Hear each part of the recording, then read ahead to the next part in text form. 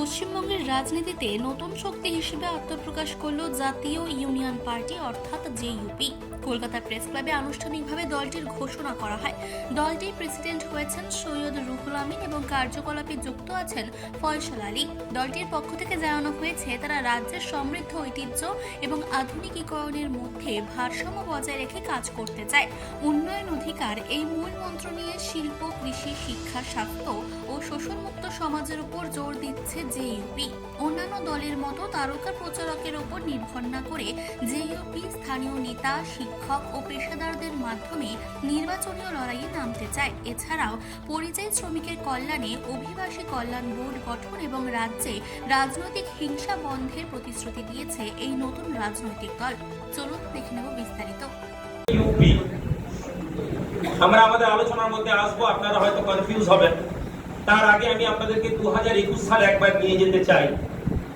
এই 2021 সালে এই প্রেস ক্লাবে বসে আমরা একটি ফ্রন্টের ঘোষণা করেছিলাম, ইউনাইটেড সেকুলার ফ্রন্ট। এটা জানানো আপনাদের জন্য জরুরি।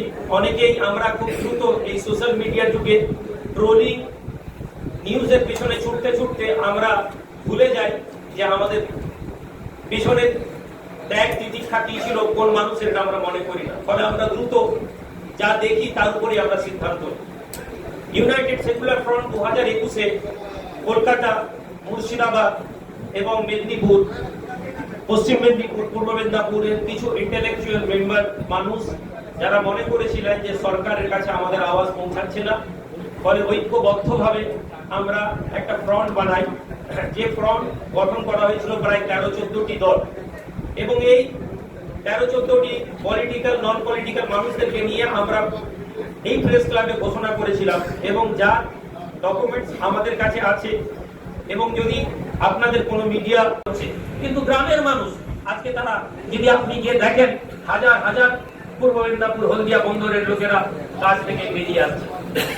আসানসোলকে যদি আমরা চলে যাই, পিছিয়ে পড়া সংখ্যালঘু মানুষ যারা দিন আনে দিন খায়, কয়লা শিল্পাঞ্চলে যারা কাজ করতো, আজকে তারা কাজ হারা।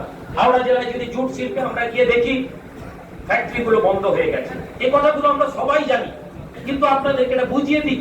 সবাই আমরা বলছি, বড় বড় নেতা, বড় বড় নেতৃত্ব, এমনকি আমরা যদি সরকারকেও দেখি, তাদেরও বক্তব্যের মধ্যে কাগজে কলমে ইন্ডিয়াকে গ্রেট যেমন বানিয়ে দেওয়া হয়েছে, তেমনি বাংলাকেও সোনার বাংলা বানানো হয়েছে। কিন্তু প্রশ্ন, আমরা যারা মাটি থেকে এসেছি আমরা তো দেখতে পাচ্ছি না।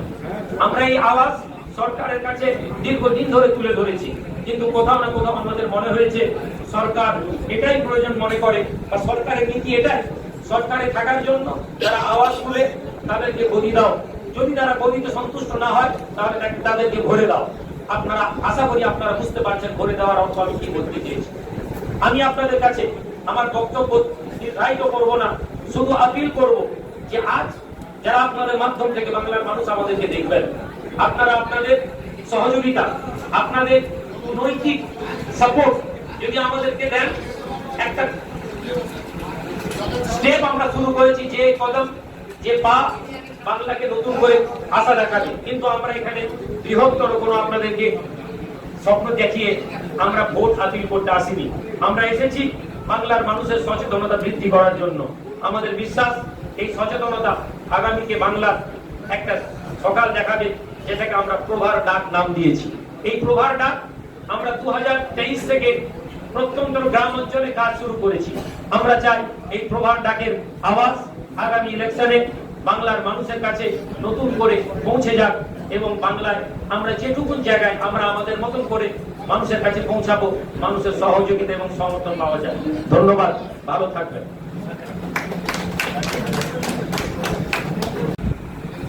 তো যে মানুষগুলো আমাদের সাথে ফ্রন্টে যুক্ত হয়েছিলেন, তাদের একটা অংশ তারা ফ্রন্ট থেকে বেরিয়ে গিয়েছিলেন, এবং কিছু মানুষ আজও সরকারের বিরুদ্ধে তাদের আওয়াজকে তুলে যাচ্ছেন। আমরা তাদেরকে ধন্যবাদ জানাই। কিন্তু এটা কোনো পলিটিক্যাল দল ছিল না, এটা একটা ফ্রন্ট ছিল, এবং আমরা এই মিডিয়াতে বারবার বলেছিলাম।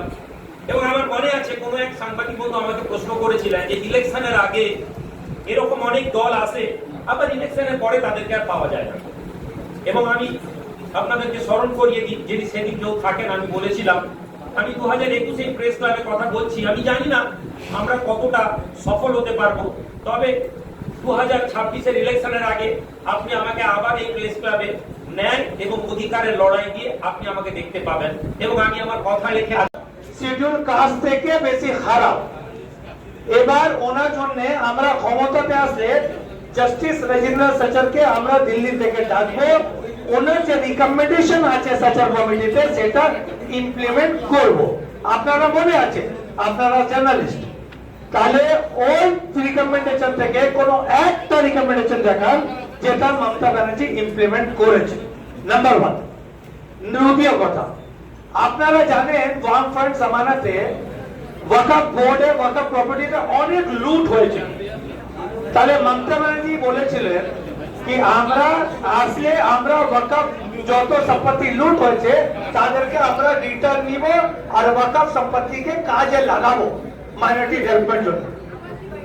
তাহলে জাস্টিস রিজেশ চন্দ্র ভট্টাচার্য কমিশন এটা উল্লেখ করেছিল কি ওয়াকফ জামানাতে কোটি কোটি হাজার কোটি টাকা বেশি কারাপশন ওয়াকফ প্রপার্টিতে হয়েছে। এবার আজ 15 বছর হতে চলেছে তৃণমূল শাসকে, আপনি দেখান কোন প্রপার্টি উল্লেখ হয়েছে ওয়াকফে, কোনটা রিটার্ন হয়েছে আর ওয়াকফ বোর্ডে কি কারাপশনটা শেষ হয়ে গেছে আপনারা দেখান। যে ওয়াকফ বোর্ড থেকে যে স্টাইপেন্ড মৌলানা এবং মসজিদকে দেওয়া হোক সেটা স্টেট গভর্নমেন্ট সাপোর্ট করছে, তত ইনকাম নেই। আমরা সচর কমিটি রিপোর্টে কলকাতা প্রেস ক্লাব থেকে মানসী বসুর রিপোর্ট, চেতনা বার্তা, জেগে থাকে জাগিয়ে রাখে।